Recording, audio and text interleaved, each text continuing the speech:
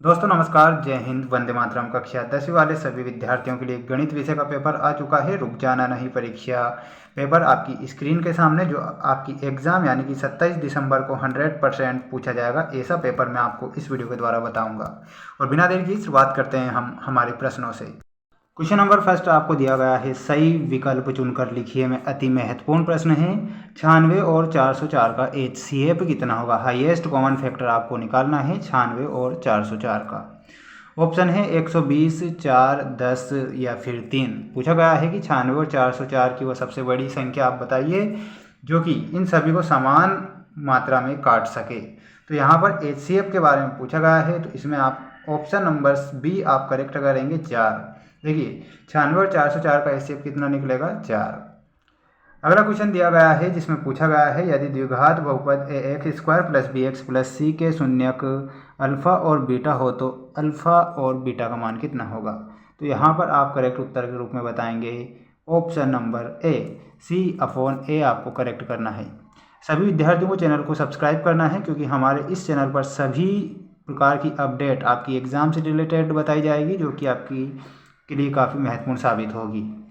समीकरण निकाय a1x plus b1y plus c1 बराबर 0 तथा a2x plus b2y plus c2 बराबर 0 के एक अद्वितीय हल होने की शर्त क्या होती है? एक अद्वितीय हल होने की शर्त आपको बताना है और वो हो जाएगी ऑप्शन नंबर बी, a1/a2 बराबर नहीं b1/b2। अगला क्वेश्चन दिया गया है, अति महत्वपूर्ण है, निम्न में से किस वर्ग समीकरण का मूल 2 होगा? यानी कि आपको 4 समीकरण दी गई है, इनमें से पूछा है कि वह समीकरण बताइए जिनका मूल 2 है। यहाँ पर ऑप्शन नंबर सी आप करेक्ट करेंगे, 2x square minus 7x plus 6 बराबर 0।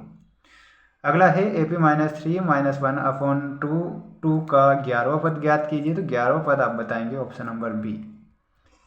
अगला जो क्वेश्चन दिया गया है अति महत्वपूर्ण है, यदि दो ठोस समान आधार त्रिज्या r के अर्धगोले आपस में आधार से सटाकर जोड़ दिए जाए तो इस प्रकार प्राप्त नए ठोस का वक्र पृष्ठीय क्षेत्रफल ज्ञात कीजिए। तो यहाँ आप बताएंगे ऑप्शन नंबर ए, 4πr²। सभी विद्यार्थियों को इन प्रश्नों को अच्छे से याद रखना है क्योंकि अति महत्वपूर्ण प्रश्न है आपकी एग्जाम के लिए। अगला जो क्वेश्चन दिया गया है, रिक्त स्थानों की पूर्ति करना रहेगा। समीकरण दी गई है पहले क्वेश्चन में, 3x square minus 2x plus 1/3 बराबर 0 का विविक्तीकरण कितना होता है? तो यहाँ पर आप शून्य बताएंगे, 0।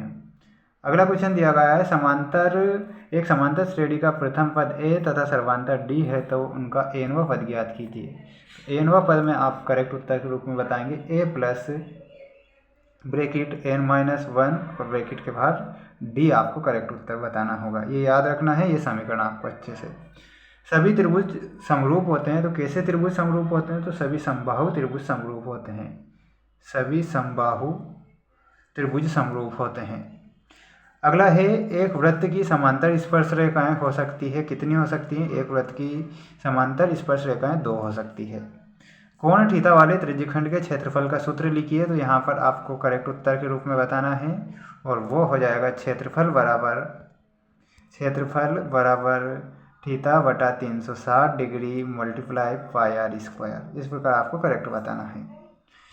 अगला है, किसी घटना की सभी संभव प्रायिकताओं का योग सदैव होता है, तो 1 होता है, यह भी आपको अच्छे से याद रखना होगा। इसके बाद हम बढ़ते हैं हमारे नेक्स्ट क्वेश्चन की ओर।